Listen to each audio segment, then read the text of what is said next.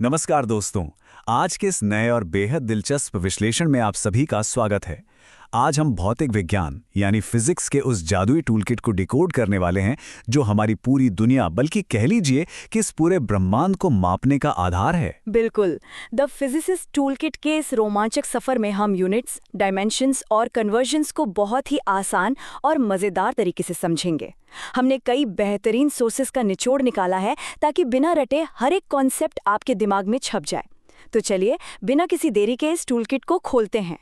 आगे बढ़ने से पहले जरा इस बात पर गौर कीजिए, क्या आपने कभी सोचा है कि इस अनंत ब्रह्मांड को इसके विशालकाय तारों से लेकर सबसे छोटे क्वांटम कणों तक सिर्फ 7 बेसिक बिल्डिंग ब्लॉक्स का इस्तेमाल करके कैसे मापा जा सकता है? सुनने में ही कितना अमेजिंग लगता है ना। प्रकृति ने हमें इतनी जटिल दुनिया दी है, फिर भी फिजिक्स इसे सिर्फ कुछ गिने चुने कच्चे माल या रॉ मटेरियल्स की मदद से पूरी तरह क्वांटिफाई कर लेता है। ये सच में किसी जादू से कम नहीं है। और यही आज की इस चर्चा का एजेंडा भी है। हम मुख्य रूप से 3 पड़ावों से गुजरेंगे। पहला 7 मूलभूत स्तंभ, दूसरा MLT मैट्रिक्स डिकोड और अंत में कन्वर्जन की कला। बहुत ही सिंपल और टू द पॉइंट। तो चलिए शुरू करते हैं सेक्शन 1, 7 मूलभूत स्तंभ, वास्तविकता के आधार। एक आर्किटेक्ट की तरह आइए मिलकर फिजिक्स के उन स्वतंत्र नियमों की नींव रखें जिन पर विज्ञान की ये पूरी इमारत टिकी हुई है। तो ये हैं वो 7 स्वतंत्र और मूलभूत राशियां जिनसे ब्रह्मांड का हर एक माप निकाला जाता है। जैसा कि सोर्सेज बताते हैं, लंबाई को हम मीटर में नापते हैं, द्रव्यमान यानी मास को किलोग्राम में और समय को सेकंड में। बिल्कुल। इसके अलावा तापमान के लिए SI यूनिट केल्विन है, विद्युत धारा या करंट के लिए एम्पेयर, ज्योति तीव्रता यानी ल्यूमिनस इंटेंसिटी के लिए कैंडेला और पदार्थ की मात्रा के लिए मोल। सबसे बड़ी बात यह है कि ये सातों किसी और पर निर्भर नहीं करते हैं, ये खुद में पूरी तरह से इंडिपेंडेंट है। लेकिन एक बात बताइए, ब्रह्मांड में सिर्फ ये 7 चीजें तो नहीं हैं? बल, कार्य, दबाव, इन सब का क्या? यही एंट्री होती है डिराइव्ड यूनिट्स यानी व्युत्पन्न मात्रकों की। जब हम इन 7 फंडामेंटल पिलर्स को आपस में मिलाते हैं तो नई यूनिट्स जन्म लेती हैं। एकदम सही। जैसे रोजमर्रा की जिंदगी में हम ऊर्जा के लिए जूल या शक्ति के लिए वॉट सुनते हैं। ये कोई आसमान से नहीं टपकी, बल्कि इन्हीं बेसिक ब्लॉक्स के गणितीय संयोजन से तैयार की गई हैं। अब आते हैं सेक्शन 2 पर, MLT मैट्रिक्स डिकोड, भौतिक राशियों का DNA। इसे हम फिजिक्स का जेनेटिक स्ट्रक्चर भी कह सकते हैं। जिस तरह हर इंसान का एक जेनेटिक ब्लूप्रिंट होता है, ठीक वैसे ही भौतिक विज्ञान में हर कॉन्सेप्ट का एक बेसिक स्ट्रक्चर होता है और वो बनता है M यानी मास, L यानी लेंथ और T यानी टाइम से। इसे ही डायमेंशनल फॉर्मूला या विमीय सूत्र कहा जाता है। चलिए एक इंजीनियर की तरह बल यानी फोर्स का डायमेंशनल फॉर्मूला बनाते हैं। यहाँ हम मशहूर खान सर की उस जबरदस्त ट्रिक का इस्तेमाल करेंगे जहाँ आपको कुछ भी रटने की जरूरत नहीं है। हाँ, स्टेप 1 वेग या वेलोसिटी होता है दूरी बटा समय यानी L/T। स्टेप 2 त्वरण या एक्सेलरेशन होता है वेग में बदलाव की दर, तो ये बन गया L/T²। अब स्टेप 3 बल निकालने के लिए द्रव्यमान यानी m को त्वरण L/T² से गुणा कर दीजिए। तो फाइनल MLT मैट्रिक्स क्या बना? m गुणा L गुणा T की घात -2 यानी MLT रेज़ टू द -2। देखिए रटना नहीं है, बस स्टेप बाय स्टेप समझना है। और मजे की बात यह है कि अगर एक बार फोर्स का स्ट्रक्चर समझ आ गया तो आगे सब बहुत आसान है। कार्य यानी वर्क और ऊर्जा यानी एनर्जी, दोनों का DNA बिल्कुल एक जैसा होता है, M1 L2 T-2। ये कैसे हुआ? बहुत सिंपल है। बल के स्ट्रक्चर यानी MLT-2 को कार्य निकालने के लिए बस विस्थापन यानी डिस्प्लेसमेंट से गुणा कर दीजिए। डिस्प्लेसमेंट भी एक तरह की लंबाई है यानी L, तो L और L मिलकर हो गए L² और फॉर्मूला चुटकियों में तैयार। लेकिन जरा रुकिए, क्या हर भौतिक राशि में ये MLT DNA होता है? जी नहीं, कुछ राशियां पूरी तरह से डायमेंशनलेस या विमाहीन होती हैं, यानी उनका फॉर्मूला M0 L0 T0 होता है। जैसे विशिष्ट गुरुत्व या स्पेसिफिक ग्रेविटी, विकृति यानी स्ट्रेन और अपवर्तनांक या रिफ्रैक्टिव इंडेक्स। ऐसा इसलिए होता है क्योंकि ये समान मात्रकों का सिर्फ एक अनुपात होते हैं।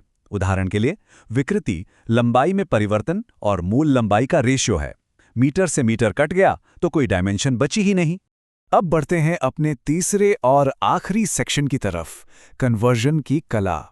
एक बेहतरीन फिजिसिस्ट के लिए सिर्फ मात्रक जानना काफी नहीं है, उसे ये भी पता होना चाहिए कि इन स्ट्रक्चर्स को बहुत बड़े और बहुत छोटे पैमानों के बीच कैसे ट्रांसलेट करना है। तो ये हायरार्की हमें संख्याओं के विशाल स्केल को समझाती है। मेगा होता है 10 की घात 6, गीगा 10 की घात 9, पेटा 10 की घात 15 और एक्सा 10 की घात 18। इसमें ध्यान देने वाली बात यह है कि हर स्टेप पर जंप कितना बड़ा है। 10 की घात 3 यानी 1000 गुना का अंतर है। इसका सीधा सा मतलब है कि सिर्फ एक एक्स्ट्रा यूनिट के अंदर पूरे 1000 पेटा यूनिट समझ आते हैं। ब्रह्मांड के विशाल डेटा को समझने के लिए ये पैमाना बहुत जरूरी है। आइए अक्सर होने वाले एक छोटे लेकिन बहुत ही कॉमन कन्फ्यूजन को क्लियर करते हैं, डेका और डेसी के बीच का फर्क।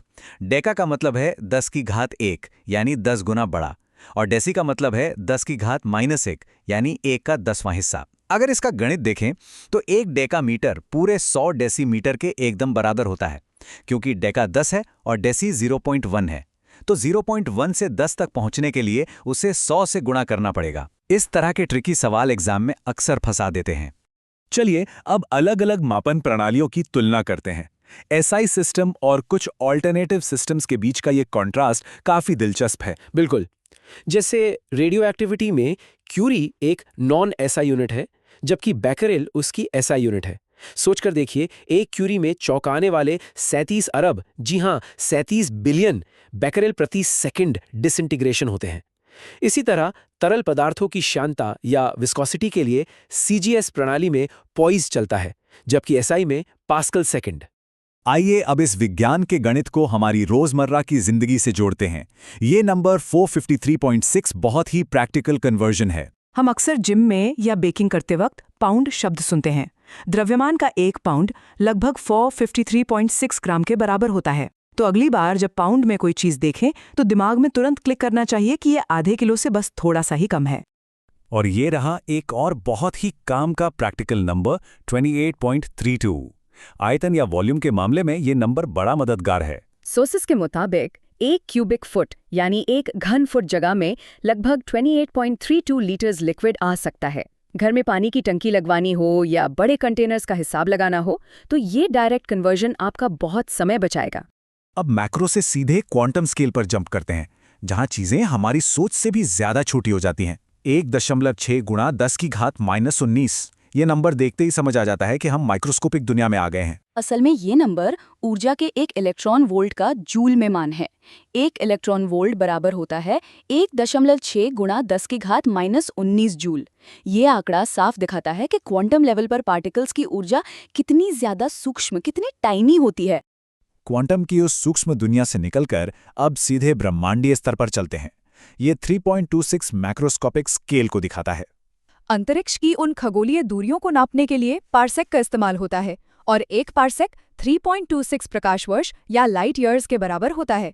याद रखिए, एक प्रकाश वर्ष वो दूरी है जो लाइट पूरे 1 साल में ट्रैवल करती है, और एक पार्सेक उससे भी 3.26 गुना बड़ा है। सोचिए जरा, ये दूरियां कितनी असीम और विशाल हैं। तो दोस्तों, बेसिक यूनिट से लेकर उनके डायमेंशनल मैट्रिक्सेस और फिर उन विशालकाय कन्वर्जन्स तक हमने इस पूरे फिजिसिस्ट टूलकिट को डीकोड कर लिया है। लेकिन इस विश्लेषण को खत्म करने से पहले एक सवाल सोचने वाला है।